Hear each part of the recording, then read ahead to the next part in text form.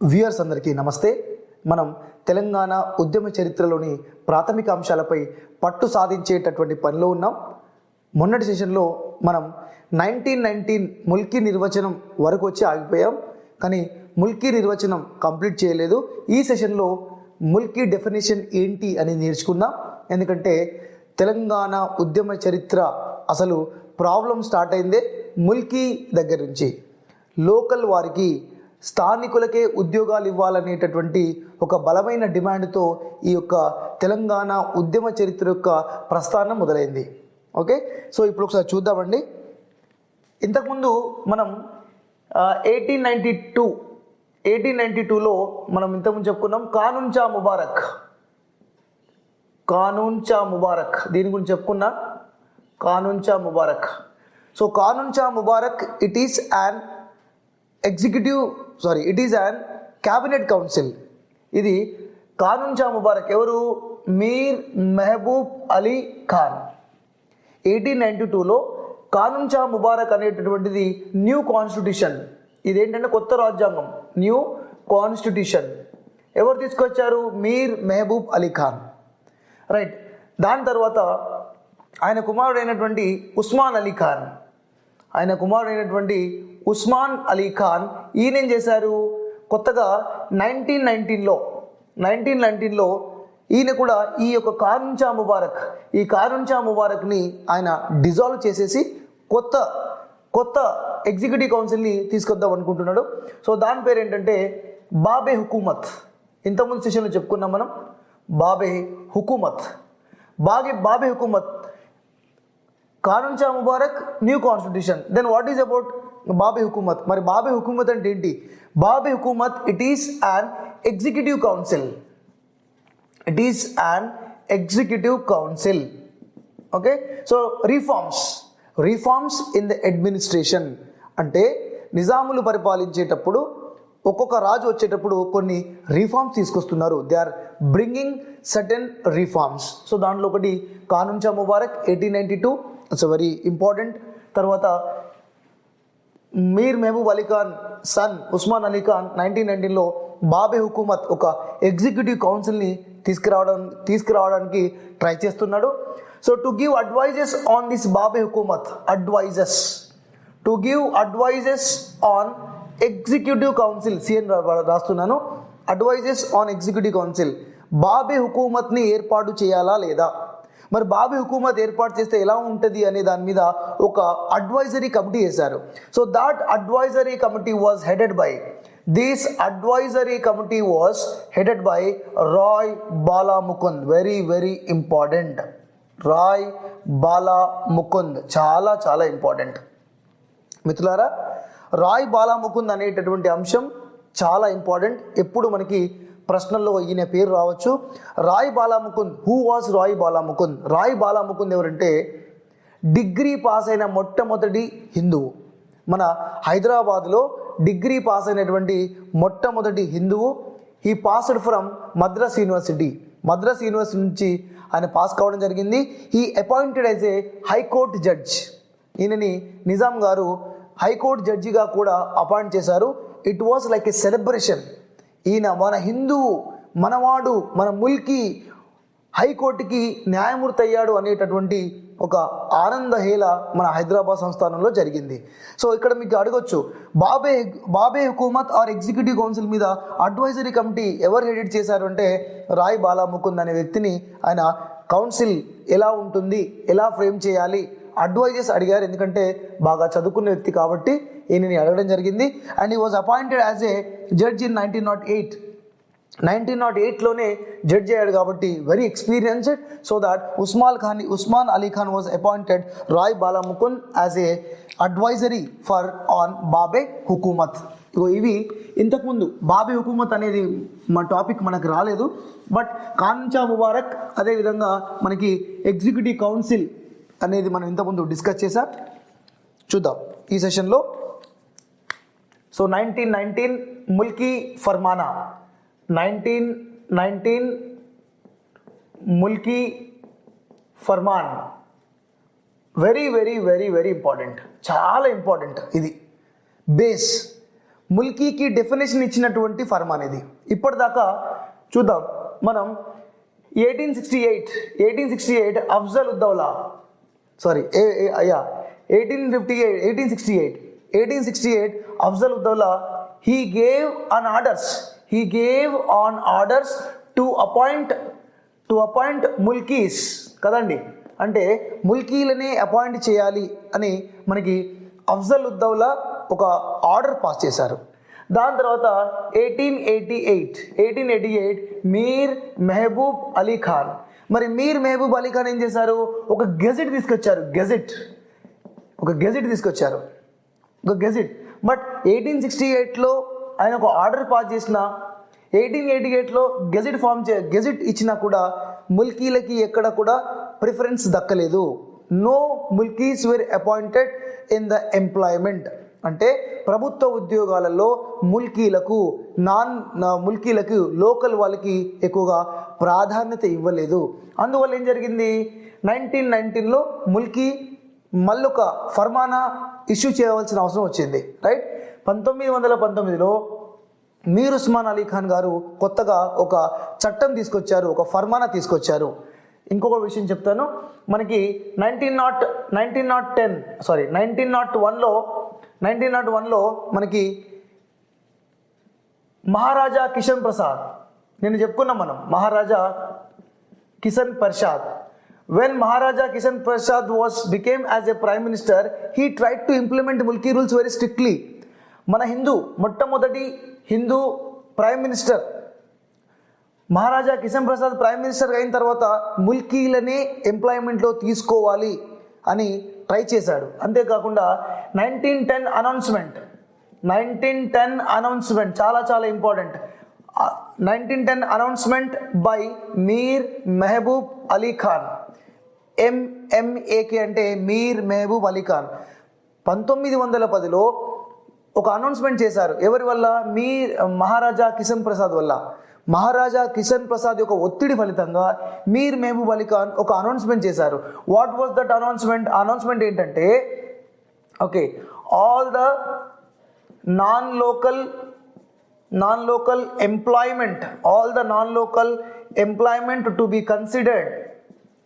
Be considered as temporary. అంటే ఇప్పటిదాకా హైదరాబాద్ రాజ్యంలో ఎవరైతే నాన్ లోకల్ వాళ్ళు ఎవరైతే పనిచేస్తారో వారి ఉద్యోగాలు టెంపరరీ ఉద్యోగాలుగా పరిగణించబడతాయని బాంబు పేల్చిండు. ఎవరు?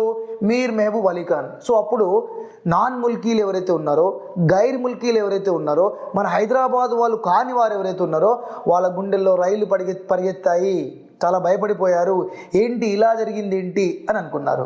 సో మనకి ముల్కీ రూల్స్ ఇంప్లిమెంట్ చేయడంలో మనకి మహారాజా కిషన్ ప్రసాద్ చాలా హెల్ప్ చేశారు. కానీ దాని తర్వాత మీర్ ఉస్మాన్ అలీ ఖాన్ వచ్చిన తర్వాత, మీర్ ఉస్మాన్ అలీ ఖాన్ ఎప్పుడు వచ్చారు? 1911లో వచ్చారు. 1911 Mir Osman Ali Khan he became king of Nizam. He removed Maharaja Kishan ప్రసాద్ని తీసేశాడు. మీర్ ఉస్మాన్ అలీ ఖాన్ రాజుగా అయిన వెంటనే మహారాజా కిషన్ ప్రసాద్ని పదవిలో నుంచి తీసేశారు. ఎందుకంటే మీర్ ఉస్మాన్ అలీ ఖాన్ ఈ యొక్క మహారాజా కిషన్ ప్రసాద్ బ్రిటిష్ వారికి నా మీద కంప్లైంట్ చేశారు. He thought that Maharaja Kishan Prasad gave complaint against of the Mir Osman Ali Khan. So నా మీద కంప్లైంట్ ఇచ్చారు కాబట్టి ఈయన ప్రధానమంత్రిగా ఉండడానికి వీలు లేదు అని మీర్ ఉస్మాన్ అలీ ఖాన్ గారు ఈయనని పదవిలో నుంచి తీసేశారు. మరి నిజంగానే మహారాజా కిషన్ ప్రసాద్ గారు మరి కంప్లైంట్ ఇచ్చారా అంటే బ్రిటిష్ వారికి మీర్ ఉస్మాన్ అలీ ఖాన్ మీద ఇవ్వలేదు. సో కానీ ఆ విషయం మీర్ ఉస్మాన్ అలీ ఖాన్కి చాలా లేట్గా తెలిసింది. ఇంతకుముందు మీకు ఏం చెప్పాను? 1911 ఉస్మాన్ అలీ ఖాన్ 1911లో వచ్చిన తర్వాత ఈయనని తీసేయడం జరిగింది. ఎవరిని? మహారాజా కిషన్ ప్రసాద్ తీసేయడం జరిగింది. Maharaja Kishan Prasad again 1927 to 1937 again Maharaja Kishan Prasad became a prime minister of Hyderabad in between 10 years 1927 to 37. అంటే ఉస్మాన్ అలీ ఖాన్ గారు తన తప్పును తాను తెలుసుకొని మళ్ళీ సరిదిద్దారు అని చెప్పుకోవచ్చు. రైట్. 1919 కంటే ముందు Osmania university, okay, OU was founded in 1918. OU was founded in 1918. ఆ తర్వాత 1919 మనకి executive council and Mulki Furman. మన హైదరాబాద్లో ఉన్నటువంటి లోకల్స్ అందరూ కూడా మీర్ ఉస్మాన్ అలీ ఖాన్ గారికి చెప్పారు, మా లోకల్స్ వారికి ఉద్యోగాలు ఇవ్వట్లేరు, there is very less employees are there in the Hyderabad state అని చెప్పగానే మరి దీనికి ప్రాబ్లంకి సొల్యూషన్ ఏంటి అంటే you would have to there is a difficult thing to identify the Mulkis and non Mulkis. Mulki ఎవరు, అసలు నాన్ ముల్కీ ఎవరు, దానికి ఒక డెఫినేషన్ లేదు, దానికి ఒక ఆర్డర్ లేదు. అందుకని ఆయన మొట్టమొదటిసారిగా Mir Osman Ali Khan who issued Mulki Farman, who declared a proper definition of Mulki అంటే మనకి మీర్ ఉస్మాన్ అలీ ఖాన్ గారు.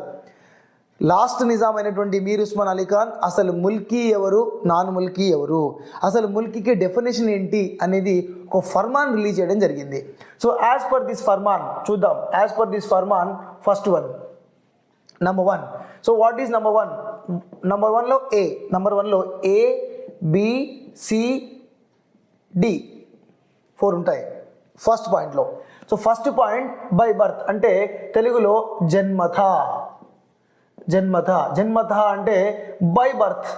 హైదరాబాద్లో పుట్టినోడు local, he will become a Mulki, right. First point జన్మత, by birth the person who born in Hyderabad, okay, he would be become as a domicile of Hyderabad. అంటే పుట్టుకతో హైదరాబాద్ అయి ఉండాలి, పుట్టుకతో హైదరాబాదీ అయి ఉండాలి, ఓకే, అయి ఉండాలి. పుట్టుకతో హైదరాబాద్ వాళ్ళ తాత ముత్తాతలు అందరిది హైదరాబాదే. ఇప్పుడే ఇక్కడ మావాడు హైదరాబాద్లో పుట్టిండంటే మా నీలోఫర్ హాస్పిటల్లోనో ప్లేట్ల పుడితే హాస్పిటల్లో పుట్టిండు, మావాడు ఇక్కడనే హైదరాబాద్ పుట్టిండంటే హైదరాబాద్ కాదు. ఇప్పుడు అమెరికాలో పుడితే అమెరికన్ సిటిజన్ అవుతాడు, బట్ మన దగ్గర ఇప్పుడు పుడితే ఇక్కడ ఈ సిటిజన్ కాడు, అదో రూల్ అనమాట, రైట్. సో జన్మత బై బర్త్ గుర్తుపెట్టుకోవాలి. Next domicile. చాలామంది డొమసైల్ అంటే తెలియదు. డొమసైల్ అంటే రెసిడెంట్, ఓకే.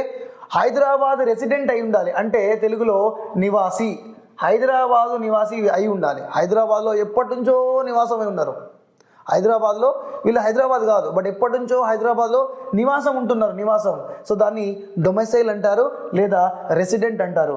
అంటే హైదరాబాద్లో జన్మించిన వ్యక్తి అయి ఉండాలి, హైదరాబాద్లో నివాసం ఉంటున్న వ్యక్తి అయి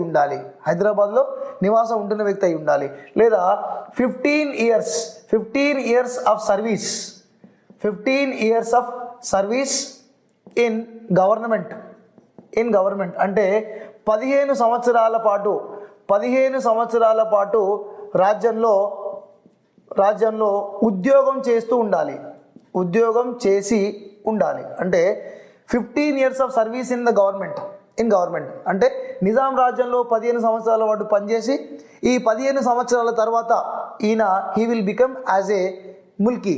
15 సంవత్సరాల పాటు ఎవరైతే పనిచేసి ఉంటారో వారు మాత్రమే హైదరాబాద్లో ముల్కీ అవుతారు, మిగతా వారు Mulki car.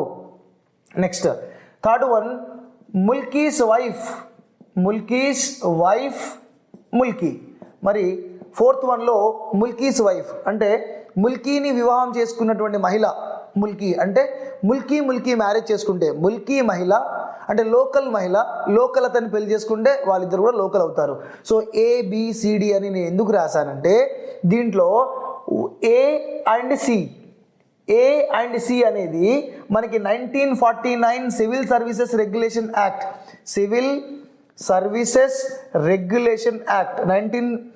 very important 1949 civil services regulation act it was passed by JN Chaudhary. ఇది ఎవరు పాస్ చేశారంటే JN చౌదరి పాస్ చేశారు. సో దీంట్లో 1949 సివిల్ సర్వీసెస్ రెగ్యులేషన్ యాక్ట్లో 1A 1C need not to follow అని బాంబు పేల్చడం జరిగింది. 1A 1C need not to be follow అని చెప్పి రూల్ తెచ్చారు. అందువల్ల మనకి ఉద్యోగాలలో లోకల్ వాళ్ళు కాకుండా మద్రాస్ నుంచి, బాంబే, బీహార్, కలకత్తా నుంచి చాలామంది హైదరాబాద్లోకి వచ్చారు. 1919లో ఏమని చెప్పారు, హైదరాబాద్లో జన్మించిన వ్యక్తి ఉంటే చాలా జాబ్ ఇచ్చేయచ్చు, హైదరాబాద్లో 15 years కంప్లీషన్ చేసుకునే వ్యక్తికి జాబ్ ఇవ్వచ్చు అని చెప్పారు. కానీ హైదరాబాద్లో పోలీస్ యాక్షన్ జరిగిన తర్వాత, నిజాంని తీసేసిన తర్వాత, ఓకే, మనకి JN Chaudhary military rule military rule చేస్తుంది. ఆ మిలిటరీ రూల్ చేసేటప్పుడు వీడు దరిద్రానికి ఒక రూల్ తెస్తాడు. అదే 1949 సివిల్ సర్వీసెస్ రెగ్యులేషన్ యాక్ట్. ఈ యాక్ట్లో వాడు ఏమని చెప్పిందంటే 1A and 1C not mandatory to recruit in Hyderabad state. అందువల్ల చాలామంది అయ్యంగార్లు, షెట్టీలు, అక్కడ నుంచి మనకి అయ్యర్లు తమిళనాడు నుంచి, మద్రాస్ స్టేట్ నుంచి హైదరాబాద్కి వచ్చేసారు. సో 1, 2, 3, 4 అనేది ఇంపార్టెంట్. ఇంకొంచెం మనం డీప్గా చెప్పుకుంటూ పోదాం. ఇది ఫస్ట్దే. Second, third, fourth, fifth, sixth, seventh కూడా మనం నేర్చుకుందాం. సో ఈ 4 పాయింట్లు ఎక్కడ కూడా యూట్యూబ్లో కంప్లీట్గా ముల్కీకి డెఫినేషన్ అనేటటువంటిది ఎక్కడా లేదు. సో నేను చెప్పేదే ఇది. యూట్యూబ్లో ముల్కీ డెఫినేషన్ మేబీ బైలింగ్వల్లో ఫస్ట్ అయి ఉంటుంది. చాలా క్లియర్గా చెప్తాను, వినండి. ఓకే, ఫస్ట్ వన్ మనకు అయిపోయింది, ఫస్ట్ పాయింట్. సెకండ్ పాయింట్ ఏమని చెప్పాను? రెసిడెంట్ అని చెప్పాను కదా, బి రెసిడెంట్ చెప్పాను కదా. నా పాయింట్ నెంబర్ 2 ఏంటంటే పుట్టుక సమయంలో, అంటే ఒక వ్యక్తి పుట్టుక సమయంలో తండ్రి ముల్కీ అయితే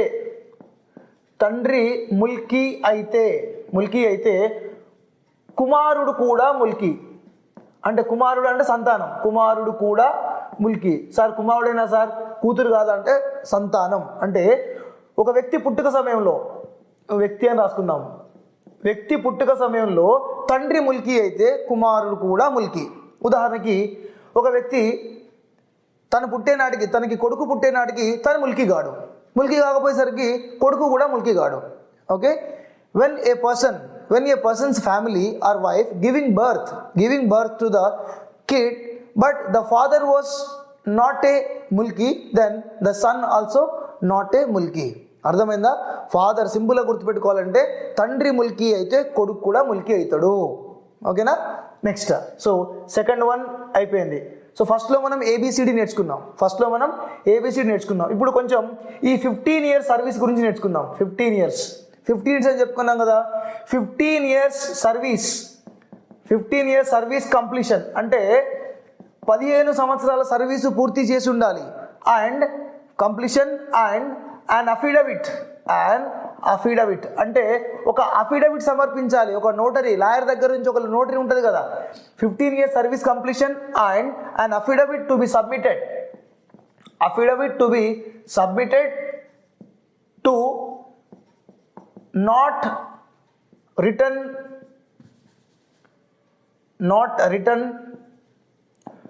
to his home or state in the future. Right, ఇక్కడ ఒక అఫిడవిట్ ఇవ్వమంటున్నారు. అఫిడవిట్ అంటే ఏంటి?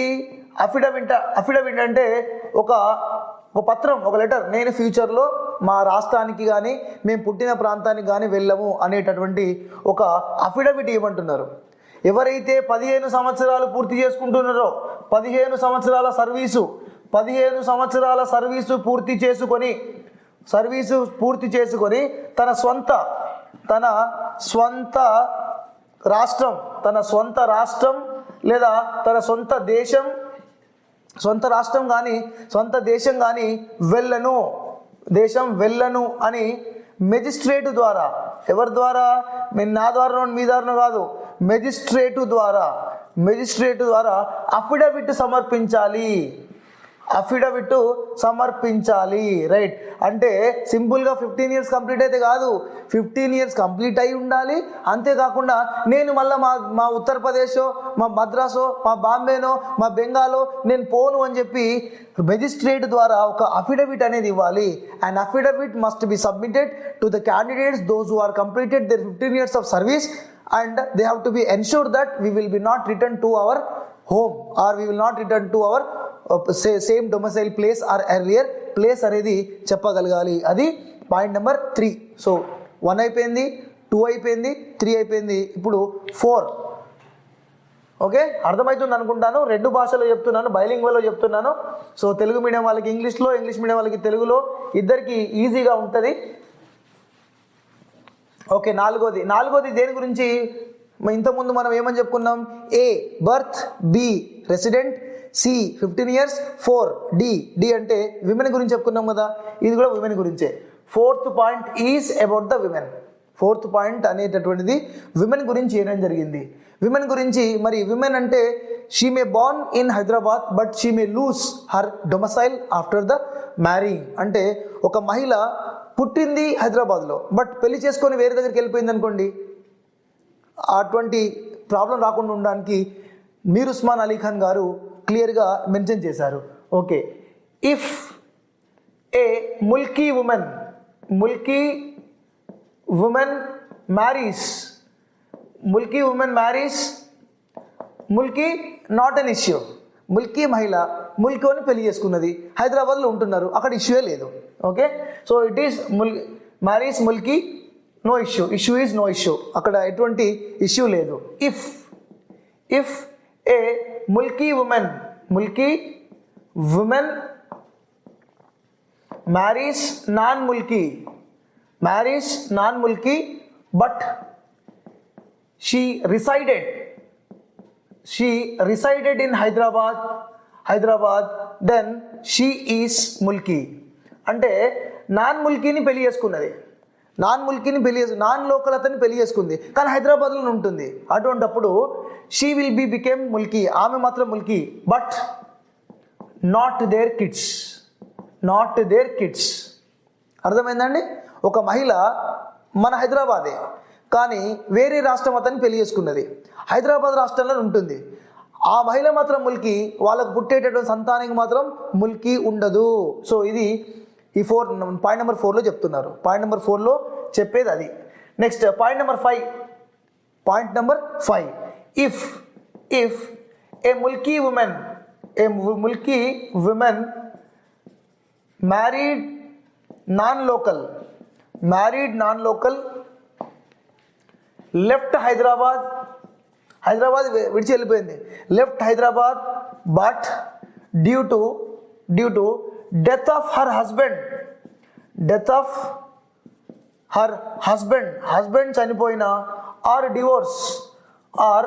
Divorce she return to Hyderabad then she is Mulki. చూడండి ఎంత మంచి రూల్స్ పెట్టారో.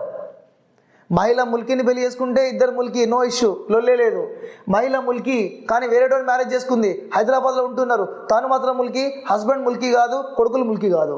నెక్స్ట్ రూల్ నెంబర్ 5లో if a Mulki woman married non local అంటే నాన్ ముల్కీని పెళ్లి చేసుకున్నది, నాన్ ముల్కీని పెళ్లి చేసుకుంది, వేరే ఎక్కడో పోయింది, బొంబాయో ఎక్కడికో వెళ్ళిపోయింది, కానీ భర్త చనిపోవడం, death of her husband or divorce అంటే తన భర్త చనిపోవడం లేదా డివోర్స్ వల్ల మళ్ళీ హైదరాబాద్ వచ్చింది, మళ్ళీ హైదరాబాద్ వస్తే తను ఖచ్చితంగా Mulki but not her kids.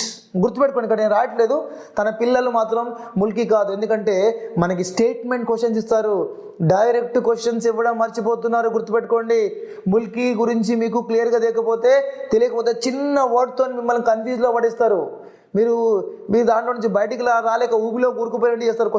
Question paper మీకు ఇటువంటి స్టేట్మెంట్తో కబడ్డీ ఆడేస్తుంది, జాగ్రత్త. అందుకే మీకు సింపుల్గా అర్థమయ్యేటటువంటి లాంగ్వేజ్లో నేను చెప్తున్నాను, సింపుల్గా ఈజీగా అర్థమయ్యేటటువంటి లాంగ్వేజ్లో చెప్తున్నాను, దయచేసి గమనించగలరు. ఇది ముల్కీస్ గురించి ఉన్నటువంటి ఇప్పటివరకు 5 స్టేట్మెంట్స్ లేదా 5 ఇంపార్టెంట్ పాయింట్స్ డిస్కస్ చేసాం. ఇప్పుడు 6వ point.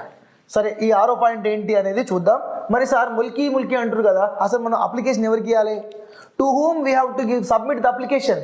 Rule number 6 discuss about the application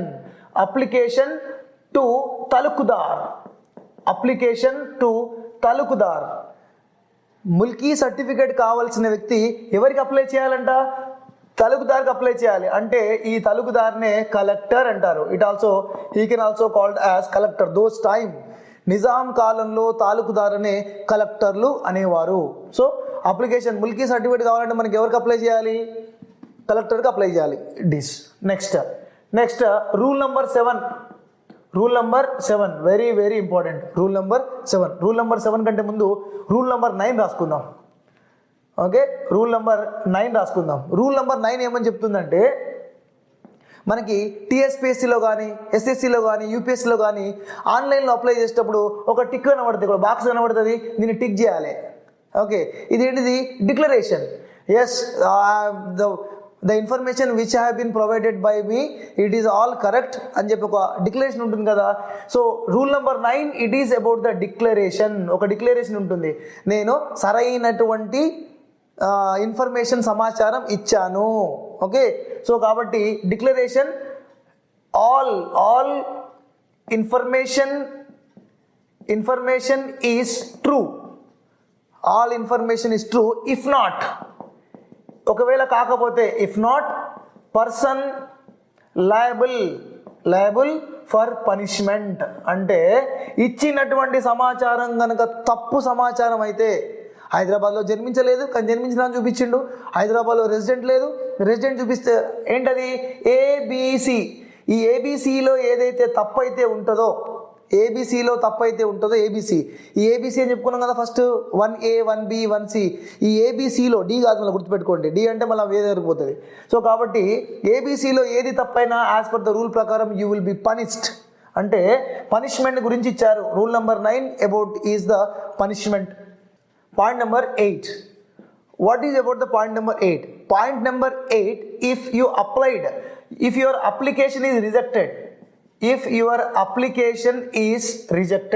నువ్వు అప్లై చేసినావు, ఎవరికి అప్లై చేసినావు? మనం తాలూక్దార్కి లేదా కలెక్టర్కి అప్లై చేసినాం. We have applied to the తాలూక్దార్ or collector for Mulki certificate. If your application is rejected, then what happen? ఏదో కారణంగా, మనం ఇంతకుముందు 1లో ఏబిసి అని చెప్పుకున్నాం కదా, 1లో ఏబిసి. సో 1లో ఏబిసిలో ఏదైనా, నేను హైదరాబాద్లో జన్మించలేదు కానీ జన్మించిన, హైదరాబాద్లో నివాసం లేదు నివాసం ఉంటున్నా, నేను హైదరాబాద్లో 15 years లేను కానీ 15 years ఉన్నా అని చెప్పి ఈ మూడిట్లలో ఇన్ఫర్మేషన్ ఓకే తప్పుగా ఉందనుకోండి, ఏమవుతుంది? మన అప్లికేషన్ రిజెక్ట్ అవుతుంది. మరి మన అప్లికేషన్ రిజెక్ట్ అయినప్పుడు మనం ఏం చేయాలి? If hour application is rejected, okay, we have to apply to the with in the 30 days. Within the 30 days we have to apply to the subedar. Right, మన application కనుక cancel చేస్తే 30 రోజుల్లో, ఎన్ని రోజుల్లో? 30 రోజుల్లో మనకి ఎవరు అప్లై చేయాలి? సుబేదార్కి అప్లై చేయాలి. So his decision is final. ఈయన నిర్ణయమే అంతిమ నిర్ణయం. ఈయన ఎస్ అంటే ఎస్, నో అంటే నో.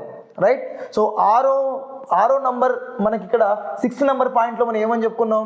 మనం అప్లై తాలూకుదారుకు చేయాలనుకున్నాం, తాలూకుదారుకి చేసినాం, ఈ తాలూకుదారు నో అని చెప్పిండు. మరి 30 daysలో మనం సుబేదార్కి అప్లై చేయాలి. సుబేదార్ డిసిజన్ ఈజ్ ఫైనల్ అనేది మనకి పాయింట్ నెంబర్ 8లో చెప్పడం జరిగింది. Next point rule number 7. ఇంతకుముందు నేను రూల్ నెంబర్ 9 అని రాశాను కదా, ఇక్కడ 7 అని రాసి కొట్టేశాను కదా. రూల్ నెంబర్ 7 ఏంటంటే, ఒకవేళ నువ్వు సమాచారం తప్పించినావు, బట్ అన్ఫార్చునేట్గా ఎక్కడనో మిస్టేక్ జరిగి నీకు ముల్కీ సర్టిఫికేట్ వచ్చింది, దొంగ సర్టిఫికేట్ అన్నట్టు. Unfortunately you got by God grace you got Mulki certificate. నీ అన్ని దొంగ సర్టిఫికేట్లే, కానీ ఎట్నో సుడి తిరిగి నీకు వచ్చేసింది, సర్టిఫికేట్ వచ్చింది, నువ్వు జాబ్ కొట్టినావు. తర్వాత ఏమైంది? నువ్వు అసలుని కాదు నకిలోనే తెలిసింది. Okay, so point number 9 deals about the rule number 7. So what the rule number 7 state? If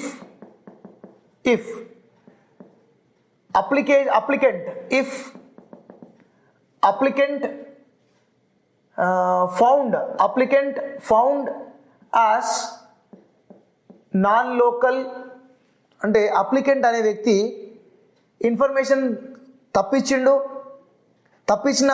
తర్వాత ఆయనకి జాబ్ వచ్చింది, కానీ తర్వాత నాన్ లోకల్ అని తెలిసిండు. సో నాన్ లోకల్ తెలిసిన తర్వాత ఏం జరుగుతుంది? If applicant found as non local, he loose he's Mulki. Whenever he lose his mulki, then he lose his job also. అంటే నువ్వు ముల్కీ కాబట్టి నీకు జాబ్ ఇచ్చిండ్రు, ఇప్పుడు ఏమంటుంది? నువ్వు ముల్కీ కాదంటున్నారు. మరి నువ్వు ముల్కీ కాదన్నప్పుడు నీ జాబ్ ఎక్కడ ఉంటుంది? You will lose your job. నువ్వు ముల్కీ కాబట్టి, నువ్వు ముల్కీ అప్లికేషన్ పెట్టుకున్నావు కాబట్టి ముల్కీలో ఏదో మిస్టేక్ జరిగి నీకు జాబ్ వచ్చింది. జాబ్ వచ్చిన తర్వాత ఫైనల్గా ఏమని తెలిసింది? As per the rule number 7 you found as a guilty, you found as a non local. So కాబట్టి అప్పుడు ఏమవుతుంది? Your Mulki certificate will B invalid. నీ ముల్కీ సర్టిఫికేట్ రద్దు అవుతుంది. ముల్కీ సర్టిఫికేట్ ఏమవుతుంది? రద్దు అవుతుంది. మరి ముల్కీ సర్టిఫికేట్ రద్దు అయినప్పుడు నీ ఉద్యోగం ఏమవుతుంది? సింపుల్గా ఊడిపోతుంది. నీ ఉద్యోగం ఊడిపోతుంది, your Mulki certificate will be cancelled అని రూల్ నెంబర్ 9లో పెట్టడం జరిగింది. సో ఇవి rule number 9 and rule number 7కి సంబంధించిన అంశాలు. వీటితో పాటు ఇంకా కొన్ని కూడా యాడ్ చేశారు. అదేంటి అంటే, సార్ ఇంతేనా సార్, మనకి ఉద్యోగాలు కానీ మన ముల్కీ సర్టిఫికేట్ కానీ రద్దు చేయరా? చేస్తారు. That was the important point they mention. ఇంకో ఇంపార్టెంట్ పాయింట్స్ మెన్షన్ చేశారు. If any person behave are act against of government, right.